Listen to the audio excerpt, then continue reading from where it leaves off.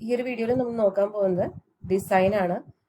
ഒരു Wien bridge oscillator using opamp with cut off frequency 2 kHz ആണ് നമുക്കിവിടെ design ചെയ്യേണ്ടത്. Okay, so design a Wien bridge oscillator using opamp with frequency 2 kHz. Wien bridge ഓസിലേറ്ററിന്റെ circuit diagram ആണ് തന്നിരിക്കുന്നത്. നമുക്കറിയാം input non inverting ടെർമിനലിലോട്ടാണ്. ഒരു parallel connection ഉണ്ട്, RC നെറ്റ്വർക്കിന്റെ ഒരു സീരീസ് കണക്ഷൻ ഉണ്ട്. There is an R1 which is grounded and there is a feedback resistor RF and there is an output voltage V0 അല്ലെ. അപ്പം നമ്മളിവിടെ ഇൻപുട്ട് പ്ലസ് ടെർമിനലിലോട്ടാണ് കൊടുത്തിരിക്കുന്നത്. അതുകൊണ്ട് തന്നെ ഇതൊരു നോൺ ഇൻവേർട്ടിംഗ് ആംപ്ലിഫയർ ആയിട്ടാണ് ആക്ട് ചെയ്യുന്നത്. നമുക്ക് വേണ്ടി ഓസിലേറ്ററിന്റെ ജനറൽ ഡയഗ്രം നമ്മൾ മുമ്പ് പഠിച്ചിട്ടുള്ളതാണ്.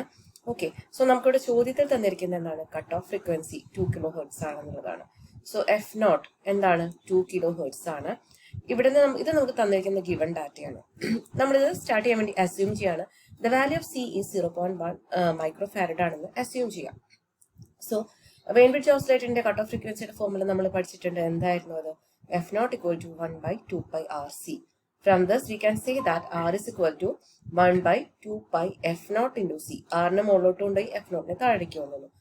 Again we are substituting the values for F0 and C in the equation, but we'll be getting 1/2 pi into F0 is 2K and C is 0.1 microfarad.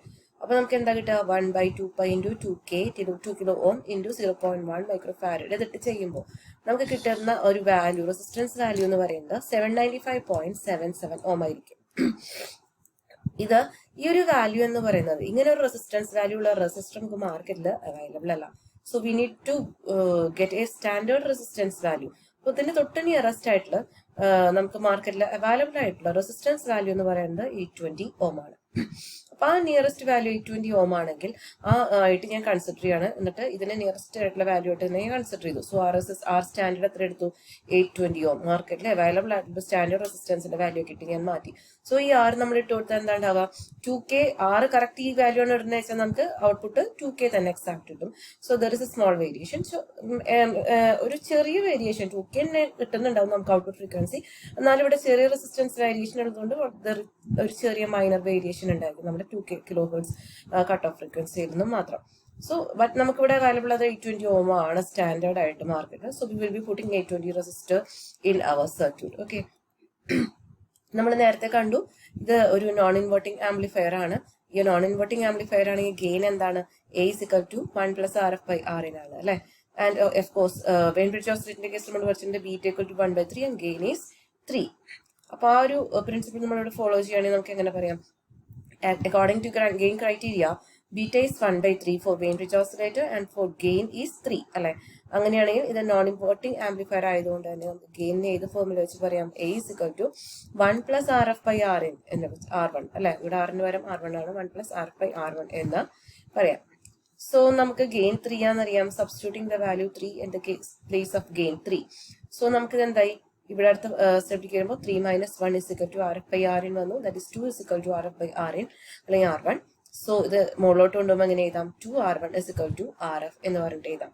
So let us assuming ഞാൻ പറയാണ് R1 ഞാൻ 1 kilo ohm എടുക്കുകയാണെങ്കിൽ RF എന്തായിരിക്കും? 2 into R1 that is 2 into 1 is equal to 2 kilo ohm ആയിരിക്കും. അപ്പൊ നമുക്ക് ഇനി എഴുതാലോ. നമ്മുടെ ഒപ്പാമ്പ് RFന്റെ സ്ഥാനത്ത് എത്ര എഴുതണം? 2 kilo ohm. R1 എത്ര എഴുതണം? 1 kilo ohm. C നമ്മൾ അസ്യൂം ചെയ്ത് എത്രയായിരുന്നു? 0.1 മൈക്രോഫാരഡ്. C 0.1 microfarad. നമുക്ക് ഇവിടെ കിട്ടിയ റെസിസ്റ്റൻസ് R എത്രയാണ്? 820 ohm ആണ്. So this final vein bridge oscillator circuit using op-amp will give us an output signal with frequency 2 kHz approximately. Okay, approximately ഇത് പറയാൻ കാരണം ഇവിടെ നമ്മൾ 820 ohm ആണ് നമ്മൾ യൂസ് ചെയ്തിരിക്കുന്നത്, എക്സാക്ട് വാല്യൂ അല്ല.